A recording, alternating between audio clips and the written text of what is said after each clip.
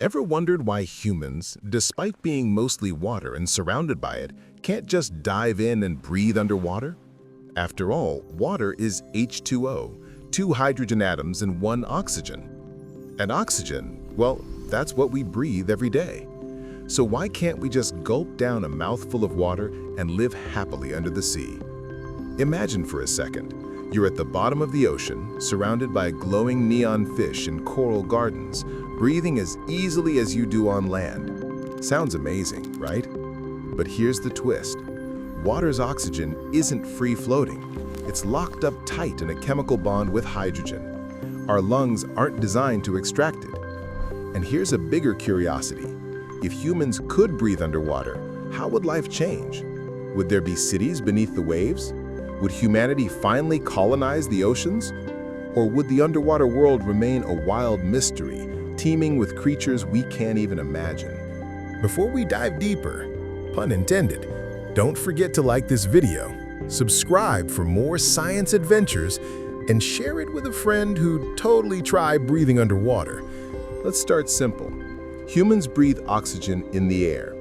Every inhale pulls in oxygen molecules, O2, that float freely, ready to fuel our cells. Water, on the other hand, is a molecule where oxygen is chemically bonded with hydrogen. It's not free oxygen. Think of it like a locked treasure chest. You can see the gold, but it's trapped inside. Our lungs can't extract oxygen from water molecules. They're designed to exchange gases, oxygen in, carbon dioxide out, through thin membranes that only work with gas, not liquid. Fish, however, have gills, which extract tiny oxygen molecules dissolved in water. Even then, the oxygen is sparse. Only about 1% of water is oxygen. That's why a fish must filter thousands of liters of water to survive. Humans? We'd drown long before we got enough oxygen. But let's imagine a world where humans could breathe underwater. What would that look like? Cities beneath the waves? Submerged forests? It's easy to picture, but the ecological rules would change. Light diminishes rapidly underwater. Photosynthesis is limited to shallow zones.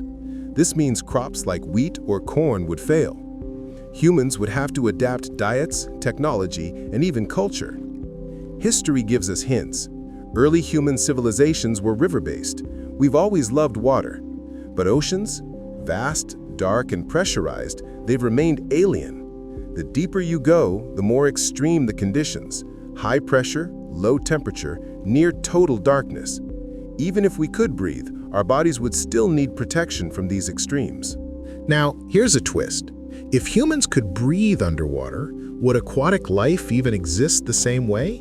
Marine animals evolved in environments free from human predation. Introducing intelligent, air-breathing humans could massively alter food chains, ecosystems, and evolutionary paths. The simple fact is, life underwater evolved independently, and we'd be newcomers, not masters. Let's dive deeper, literally, into why oxygen in water isn't breathable. Oxygen atoms in H2O are bonded to hydrogen via strong, covalent bonds. To extract oxygen, you'd have to break these bonds, basically splitting water into hydrogen and oxygen gas. That process is called electrolysis, and it's energy-intensive. Humans aren't walking electrolysis machines, so the oxygen is chemically trapped. Contrast that with air. Molecular oxygen, O2, is free-floating. Our lungs inhale it, it diffuses into blood, and mitochondria turn it into energy. If water's oxygen could float free, maybe life could breathe it, but physics says otherwise. Dissolved oxygen in water is tiny, just enough for fish and tiny microorganisms. Let's use a simple analogy. Imagine oxygen is money. Air is like cash in your pocket, ready to spend. Water's oxygen? It's in a locked vault, requiring complex tools to access. Fish have gills. They unlock oxygen through huge surface areas, moving water constantly over thin membranes. Humans?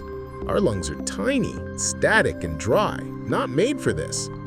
Let's have a stepwise breakdown. Step 1. Breathing in air.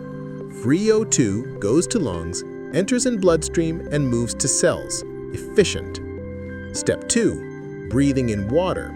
H2O has locked oxygen that filters through gills, for fish only, had limited diffusion that enters into bloodstream.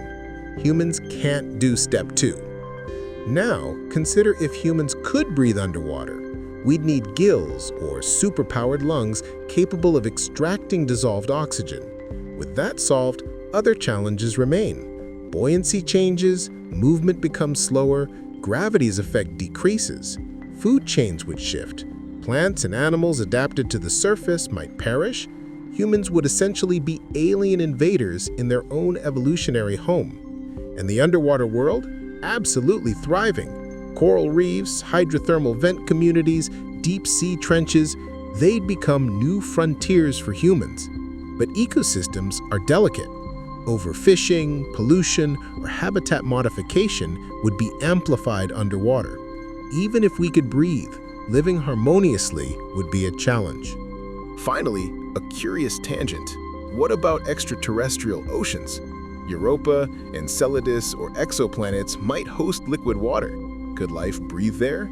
Likely it evolved differently. Oxygen, if present, may not be free-floating. So the struggle we face on Earth, oxygen locked in water, is probably universal. Life underwater, or on alien oceans, always contends with chemistry and physics first. So humans can't breathe underwater because water's oxygen is locked in H2O molecules. Even if we could, living underwater would demand massive adaptations, gills or super lungs, new diets, and resistance to pressure and darkness. But here's the optimistic twist. We don't need to breathe water to explore it. Submarines, diving suits, and aquatic technology let us peek into ocean's secrets. We can study life, protect ecosystems, and imagine underwater cities, all without evolving gills. Humans don't have to be biologically amphibious to connect with the ocean. Creativity, engineering, and respect for ecology do the work for us. So next time you stare at a lake, river, or the vast ocean, remember, the water itself holds oxygen, but not in the way we need. And that limitation? It's also what makes underwater life extraordinary and worth exploring. Comment below. If you could breathe underwater, what would you explore first? Would you visit coral cities, deep trenches, or create your own underwater world?